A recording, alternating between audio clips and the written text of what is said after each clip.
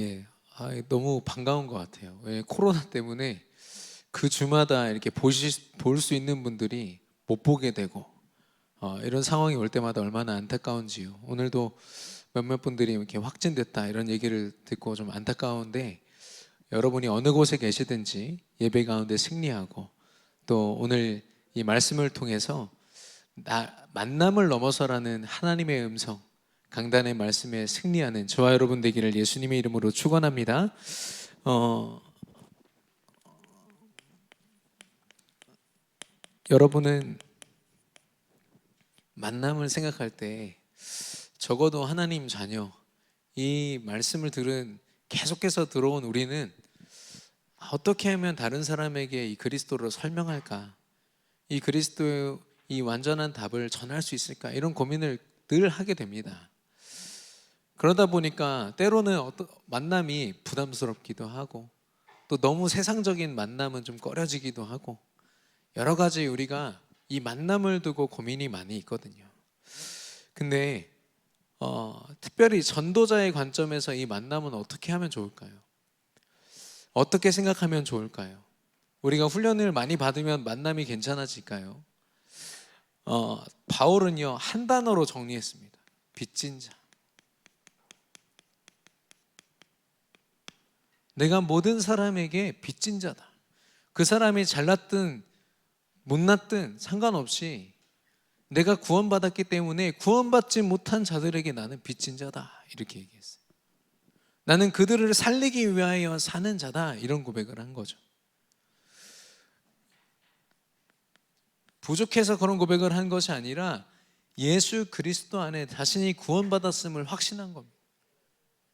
그리스도 안에서 하나님 자녀된 이 신분과 권세가 힘있게 누려지니까요, 내가 빚진 자라고 당당하게 얘기할 수 있는 겁니다. 고린도전서 15장 10절에 보니까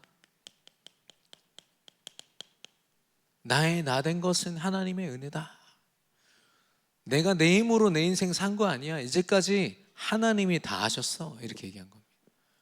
그러니까 나를 드러낼 이유가 없죠. 오히려 다른 사람을 위하여, 하나님의 영광을 위하여 오직 그리스도만 증거하면서 살 수가 있는 겁니다.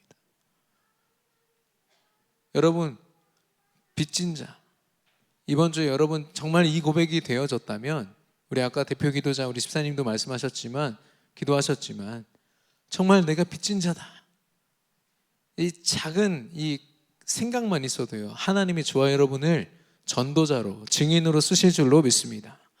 여러분 빚 져보셨습니까? 돈? 이렇게 좀 안 좋은 그 빚 말고 되게 은혜로운 빚 있잖아요. 되게 힘들 때 이렇게 빚 져보셨습니까? 빚지면 무슨 생각하십니까? 언젠가, 이 생각나요. 내가 언젠가 시간표만 되면 내가 이거 갚으리라, 이 생각하거든요. 그렇지 않겠어요? 얼마나 감격이 되고 감사가 되면 늘 잊지 못하는 겁니다. 언젠가 예수 그리스도를 통한 하나님의 은혜로 빚진 자, 언젠가 그러다 보니까 이건 절대로 내 유익을 따라갈 수가 없어요. 유익을 드러낼 수가 없어요. 나를 드러낼 수 없어요. 철저하게 다른 사람, 다른 현장을 향하여 이게 이 빚을 갚는 겁니다. 하나님이 주신 은혜로서 은혜를 갚는 거죠.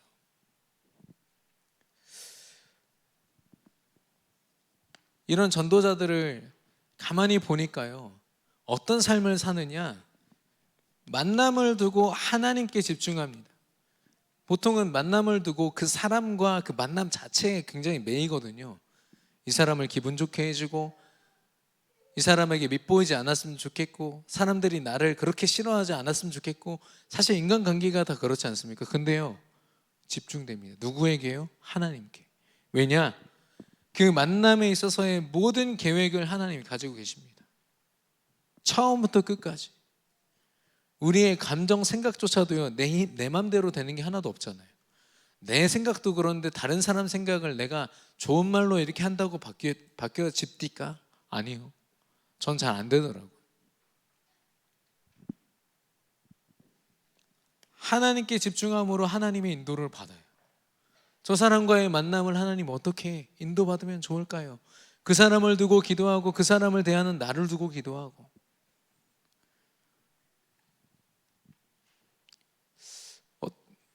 어떤 랩런트랑 이렇게 대화를 하는데 약간 성격이 상처 때문인지 모난 성격이었어요. 그 친구가 늘 하는 말은 뭐냐, 나를 품어주는 사람을 만날 거다, 이런 얘기를 했거든요. 이런 나도 이해해 줄 수 있는 사람을 만날 거다. 물론 하나님이 은혜로 그런 사람을 붙이시겠지만 고집이 있는 거예요. 다른 사람은 바뀌기를 원하고 다른 사람을 나를 품기를 원하지만 내가 변화되기를 원하지 않는 거죠. 내가 다른 사람을 품고 그 그릇을 넓히려고 하는 그 마음을요, 사단이 다 뺏어간 겁니다. 상처 때문에. 얼마나 안타까운지. 그런데 인도받는 사람은 다릅니다. 진짜 다른 사람과 다른 현장을 위해서 하나님이 원하신다면 나도 완전히 내려놓습니다. 그 현장을 위하여. 그게 인도고 순종이거든요. 결국엔 이 사람은 하나님이 함께 하심을 확인하게 되더라고요. 아, 이 만남 하나님이 하셨구나. 뭐 다락방에 문이 열리든 상관없습니다. 그것과 다칠 때도 있죠. 그러나 이 만남은 하나님 주신 거예요. 하나님이 하셨어요. 저와 여러분이 하나님께 집중하는 그 만남의 축복 누리게 되기를 예수님의 이름으로 축원합니다. 그래서 저는 빚진 자라는 이 생각만, 이 감사와 감격만 조금만 있어도요, 우리는 그 사람 살리고 싶다, 그 사람도 이 행복 누렸으면 좋겠다, 이 생각 난다니까요. 언제 주로 그렇습니까? 집회 끝나고 나서 말씀 막 몇 시간 동안 충만하게 딱 받고 나면 생각나요. 적어도 그 시간에는 막 나를 위해서 이런 생각 잘 안 듭니다. 어떻게 하면 그 사람 살릴 수 있을까? 왜냐? 하나님이 이 마음 주셔서 그래요. 그런데 이번 주에 제가 이렇게 현장에서 나눴던 대화는요, 이 감각을 잃어버린 거예요. 내가 빚진 자라는 감각을 막 현실을 쫓아가다 보니까 너무 바쁘고 너무 할 게 많고 신경 쓸 게 많다 보니까 이 마음을 잃어버린 거예요. 그래서 이 마음 찾고 싶다, 이런 포럼을 많이 들었습니다. 그럼 어떻게 찾으면 좋을까요? 예배의 자리, 기도의 자리로 나아오시기를 바랍니다. 지금 우리가 할 수 있는 최선은요, 내가 있는 현장에서 이 감각을 유지할 수 있다, 하나님이 주신 이 중심을 유지할 수 있다, 그러면 됩니다. 그런데 그렇지 않다면 예배의 자리, 기도의 자리, 릴레이 기도, 새벽 기도에 나와서 이 감각을 회복하시는 겁니다. 그래, 나 빚진 자야, 나는 예수 그리스도로 사는 자야, 이거 확인되면 하나님이 역사하실 줄로 믿습니다. 우리의 힘이 아니거든요.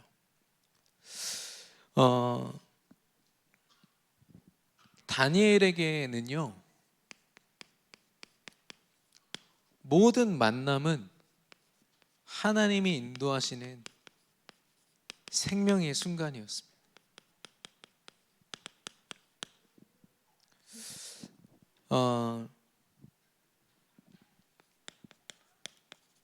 다니엘이 늘 보아왔고 경험했던 현장은 바벨론이라는 우상 국가거든요. 그 시대의 최강대국이었어요. 그 바벨론을 바라봤던 그 다니엘의 상태, 다니엘의 상황이 어땠는지 좀 우리 사진을 좀 보면 좋겠습니다. 방송실에서 띄워주시면 감사할 것 같습니다. 네. 보이시나요? 저 지도가 우리 교회 지도입니다. 용문동 지도인데 한가운데 좀 크게 만들었는데 세계 비전교회 보이시나요? 천변에 그 주변에 빨간색이 다 무속 철학관이고요, 파란색이 천주교입니다. 네, 그리고 불교 시설들이 있고요, 이단 사이비가 5개나 있어요 주변에. 요게 저기 보시면은 롯데백화점이 한 1km, 그러니까 1km 반경 안에 이게 다 있는 겁니다. 우리 랩런트들이 이걸 조사를 좀 했는데 우리 교회가 지금 거의 포위되어 있죠. 영적으로 볼 때 거의 수세에 몰려 있습니다. 예, 감사합니다, 방송 씨. 예. 다니엘의 상황도 그랬습니다. 뭔가 하나님이 시스템도 허락하시고 실력도 허락하시고 누가 봐도 힘이 있어서 바벨론을 정복해라 이렇게 말씀하셨으면 그래요, 해보겠습니다 하겠는데, 완전 바벨론이 어떤 상황이었습니까?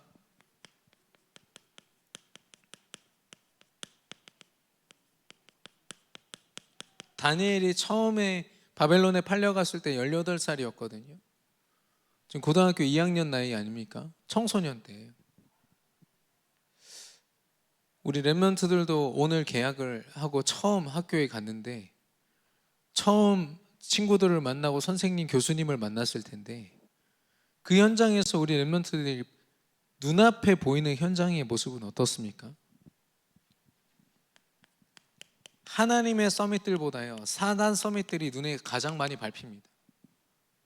모든 성공, 모든 승리자들, 또 주관자들을 보면은 사단 서밋들밖에 없어요.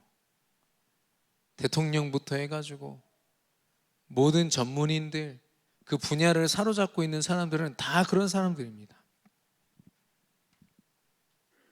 다니엘이 볼 때도, 다니엘이 일생 동안 경험했던 4명의 왕들, 사실 바벨론의 왕이면 거의 신이에요. 신처럼 취급받았습니다. 나 섬겨라 그러면 섬겨야 돼요. 안 그러면 처형당하고, 그 정도의 힘을 가졌습니다. 뿐만 아니라 그들이 만든, 사단의 힘을 빌어서 만든 세상 문화가 있죠. 엄청난 신전과 신상과 종교와 그 종교에 빠진 모습들, 그게 문화가 돼가지고요. 그런데 그 문화가 막 이상하게 느껴지는 게 아니라 너무너무 매력적이고 멋진 거죠. 왜 매력적이고 멋집니까? 왜 이 시대의 이 기술과 이 발전이, 과학의 발전이 사람들을 사로잡습니까? 나 중심이기 때문에. 사람의 편의를 위해서 철저하게 사람 중심으로 움직여지거든요. 기술과 발전, 이 모든 시스템들은. 마케팅도 마찬가지입니다. 어느 것 하나 하나님을 드러내는 문화는 이 땅에 없어요. 그러다 보니까 우리가 보고 듣고 느끼는 모든 게 다 세상 문화예요. 사단이 만든 거. 이 배경에는 3단체가 있습니다.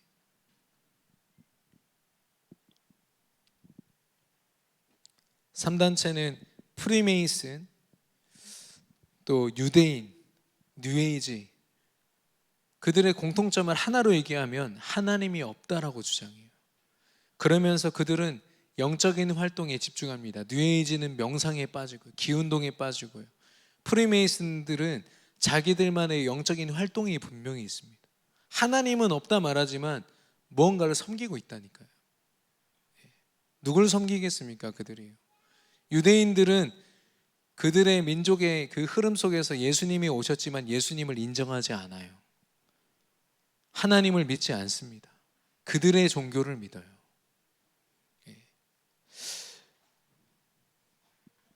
근데 이 3단체가 경제, 사회, 모든 것을 다 주관하거든요.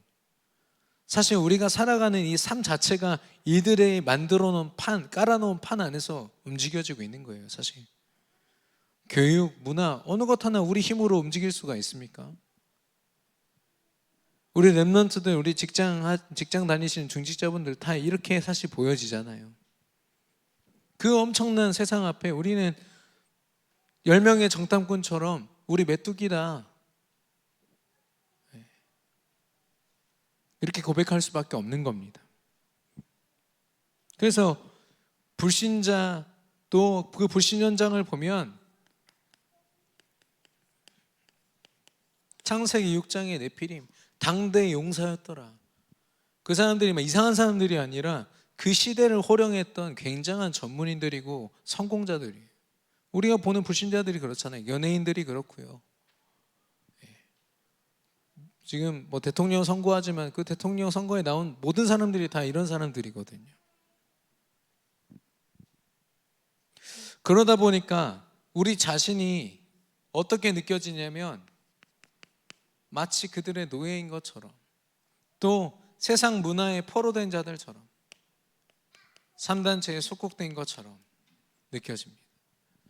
물론 이스라엘의 불신앙 때문에 노예되고, 애굽에 노예되고, 바벨론에 포로되고, 로마에 속국됐지만 분명한 건 뭐냐? 하나님이 이 시간 왜 허락하셨습니까?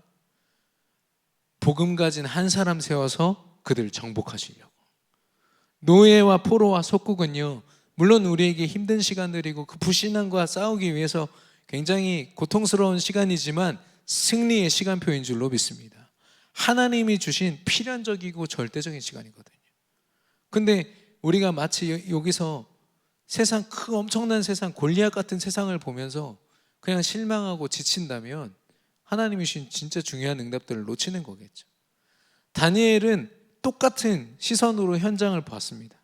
그러나 그가 보는 현장은요, 그들 영적인 눈에 보이지 않는 저주 속에 있는 자들이었어요.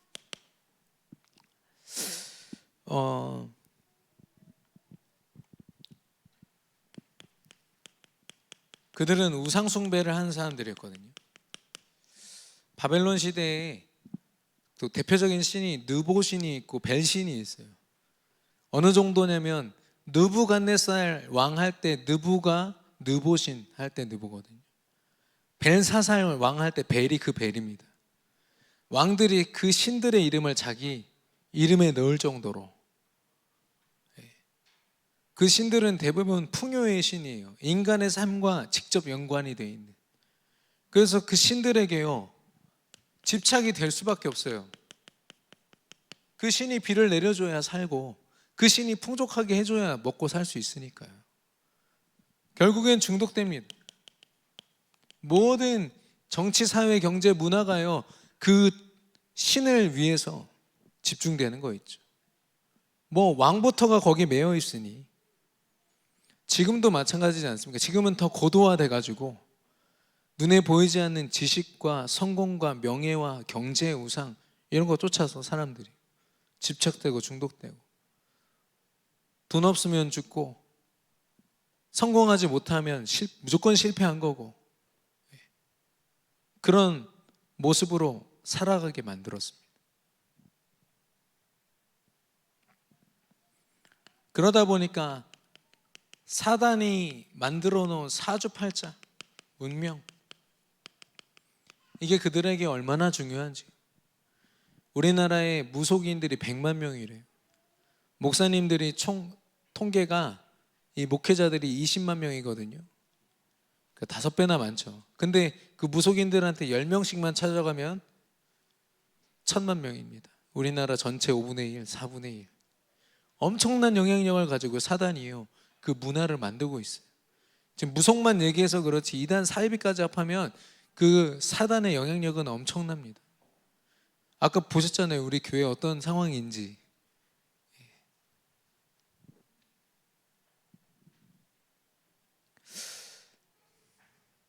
그리고 사단이 만들어 놓은 미신, 그리고 징크스라고도 하죠.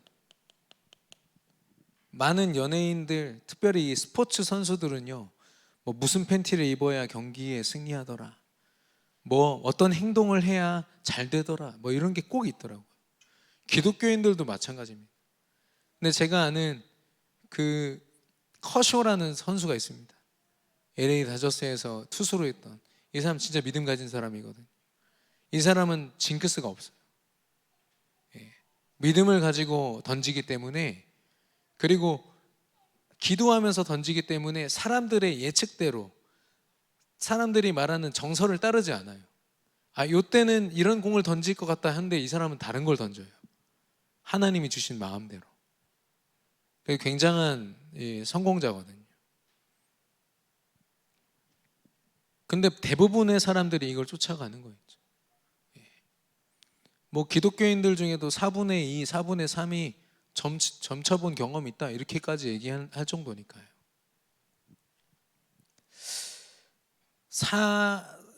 매년 평균 4조 원, 5조 원 정도가 무속에 쓰여진다고 합니다. 엄청난 흑암 경제죠. 저와 여러분이 생각하는 것보다 어쩌면 더 심각하게 사단이요, 사람들을 사로잡고 있습니다. 겉으로 볼 때는 이렇게 보이죠. 성공한 것처럼, 대단한 것처럼 보이지만 영적으로 보면요, 우상 숭배하면서 완전히, 그런데도 우상 숭배하면서 그들이 행복하냐? 그렇지 않습니다. 주어지는 인생의 문제들을 감당 못해요. 그래서 그들이 하는 말이 있습니다. 세상에서 주로 하는 말이 뭐죠? 야, 원래 다 그렇게 사는 거야. 문제 있을 때, 야, 사는 게 다 그런 거지 뭐. 이런 노래도 있는 걸로 제가 알고 있는데, 우리 원래 그렇습니까? 사람이요, 원래 인간은, 하나님이 창조하신 인간은 최고의 축복을 가진 인간입니다. 불행을 모르는 자들이었고 실패를 모르는 자들이었어요. 근데 근본 문제에 빠지니까요, 원래 자신의 모습을 완전 상실한 거죠. 그러면서 하는 말이 원래 다 그런 거야. 인생 사는 게 다 그렇지 뭐. 그냥 문제가 오면 그걸 삶으로 받아들여 버려요. 그냥 이렇게 살렵니다. 운명인가 봐요. 뭐 이렇게 얘기를 하겠죠.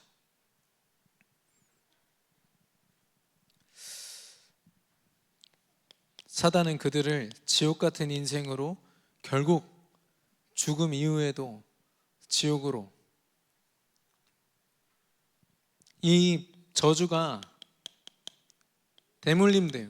대물림이라는 것은 저주가 영원하고 반복돼서 계속 일어난다는 거예요.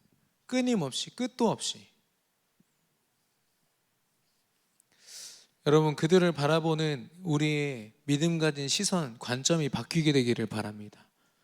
능력자 이전에 이런 저주 속에 있는 사람들이, 그리스도의 능력 아니면 절대로 해방될 수 없는 사람들.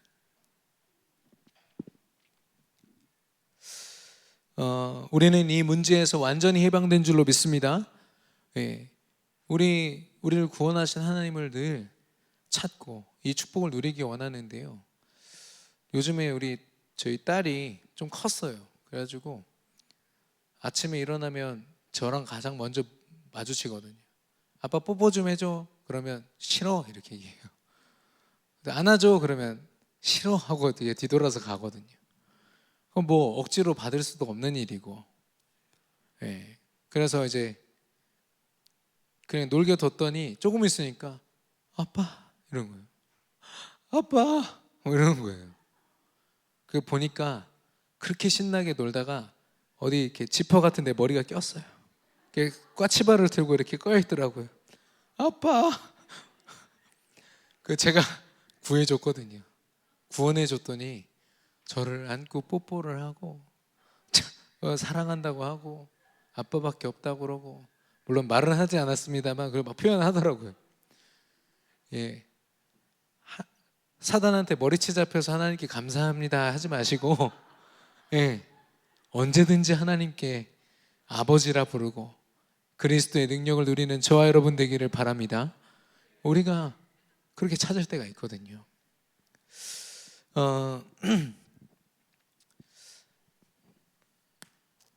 네, 이번에 러시아 우크라이나 전쟁하는 걸 보면서 제가 사람들이 사람을 보는 관점도 저렇겠구나.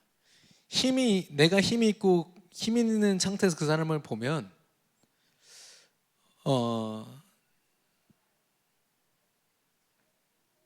내 먹잇감인 거죠. 내가 얼마든지 뺏을 수 있는 상대. 근데 내가 힘이 없으면 언제든지 나를 약탈해 갈 수 있는 약탈자로 보는 겁니다. 경찰 출신이지만 대부분의 지금 이렇게 나와서 하는 시위들이 다 그런 거 아니겠어요?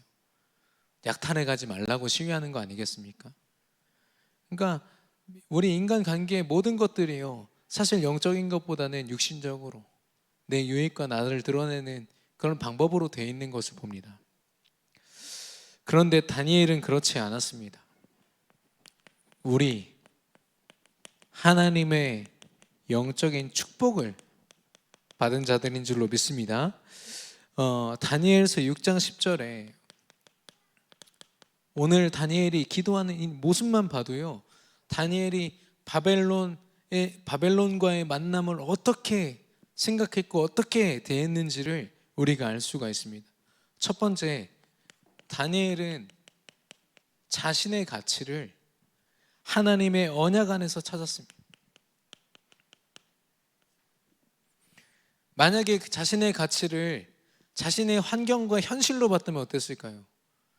자기 나라도 아니에요. 오자마자 중요한 거 잃어버리고 내시가 됐거든요. 얼마나 좌절스럽겠습니까? 열심히 살 맛이 날까요? 그러나 다니엘은 상관없었습니다. 왜냐? 언약 안에서 나는 복음 가진 남은 자요 거룩한 시기 때문에 하나님이 70년 후에 이스라엘을 회복하실 것이다라는 언약 딱 붙잡고요. 다니엘은 흔들림이 없었어요. 자신의 가치를 언약 안에서 발견했기 때문에 누가 뭐라고 해도 상관없었습니다. 그 안에서 발견된 감사는 모든 흑암을 꺾는 감사가 될 줄로 믿습니다. 감사함으로 기도했다고 했거든요. 우리의 가치는 여러분 어떻게 발견하십니까? 강단의 말씀 속에서 발견되고 계십니까? 예수가 그리스도라고 선포되는 강단 말씀 속에서 저를 발견하고 나니까요, 요한복음 3장 16절에 하나님이 세상을 이처럼 사랑하사 독생자를 주셨으니, 예수님이 십자가에 죽으신 것은 나 때문에, 예수님의 피값으로 하나님이 나를 사셨습니다. 그럼 나의 가치는 예수님의 가치입니다. 예수가 그리스도라는 언약을 내가 가치 있게 여기는 만큼 내 가치가 올라가는 거예요. 그 믿음을 가졌던 다니엘은 절대로 흔들림이 없었어요. 물론 총리였습니다. 대단한 사람이었지만 그것 때문에 감사한 게 아니었어요.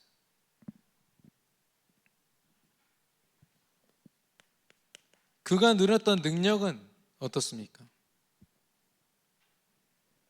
다니엘의 새 친구도 고백을 했지만 그리 아니하실지라도 하나님이 내게 응답을 주시고 안 주시고 상관없이 그분이 나와 함께 하심으로, 다리오 왕이 사자굴에 갇혀있던 다니엘에게 와서 네가 믿는 하나님이 너를 구원하셨느냐 했을 때 나의 하나님께서라고 하거든요. 하나님은 우리에게 네가 대단하고 네가 실력을 갖췄으니까 세계복음 하이라고 말씀하지 않으셨어요. 하늘과 땅의 권세를 가지고 내가 너와 세상 끝날까지 항상 함께 하리라, 모든 민족을 제자로 삼아라 말씀하셨습니다. 그 눈으로 보니까 내 능력이, 다니엘은 총리였고요, 다니엘 세 친구는 지금으로 말하면 도지사나 시장쯤 됐습니다. 그 정도로 힘이 있었지만 그들의 능력은 자신에게 있지 않고 하나님께 있었어요. 함께 하시는 하나님께 있었습니다. 그래서 그들은 하나님께 기도했어요. 하루에 3번 예루살렘을 향하여 정확한 기도를 드린 거죠. 다니엘이 이렇게 기도할 때 하나님 나 저 좀 살려주세요 이런 기도했을까요? 정확한 말씀을 붙잡고 기도했을 겁니다.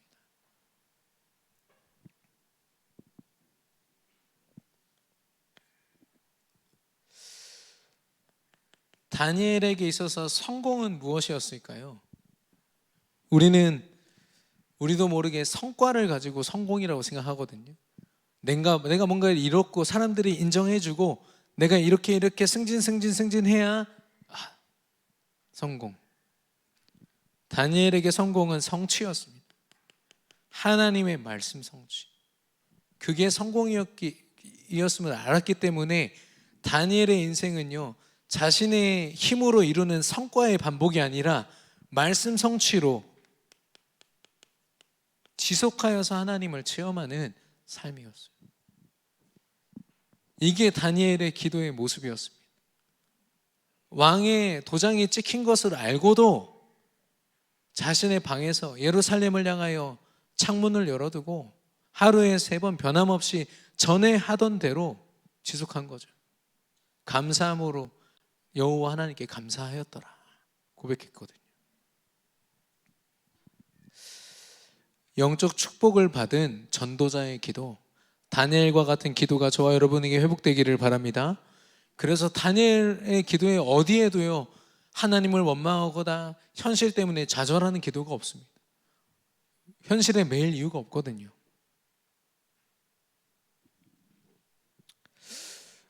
청년 수련회에서 뭐라고 말씀하셨냐면 우리는 이들과 경쟁하는 자들이 아니라고 말씀하셨습니다. 경쟁을 넘어선 자들이라고 했어요. 0.1%를 달려가는 게 아니라 하나님 보실 때 영순위의 자리에 있다 얘기하셨습니다. 이 세상에 누구를 필요로 하느냐? 아무리 뛰어난 그들보다 복음 가진 전도자 한 사람이 필요한 줄로 믿습니다. 우리가 그 사람들이거든요.